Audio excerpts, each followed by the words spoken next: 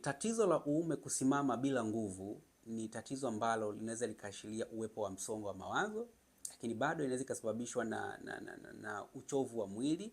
Vile vile inaweza ikasababishwa na mzunguko hafifu wa damu mwilini, lakini bado inaweza ikasababishwa na tabia kufanya masturbation mara kwa mara, au unaangalia video za ngono mara kwa mara.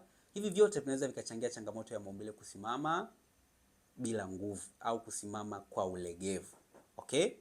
Lakini kitu kizuri ni kwamba upo uwezekano wa kurudi katika hali yako ya kawaida na pasi na kutumia tiba yoyote. Yaani ukatumia njia tu za kawaida za asili.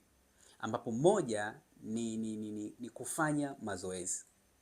Unapofanya mazoezi asubuhi na jioni, yale mazoezi ya Kegel yanasaidia blood circulation system kuongezeka, lakini pia inasaidia uimara wa mishipa ya damu na mishipa ya fahamu, hali ambayo inasababisha uwezo wa maumbile yako kusimama uwe ni mkubwa. Lakini mbili ni kutumia lishe bora.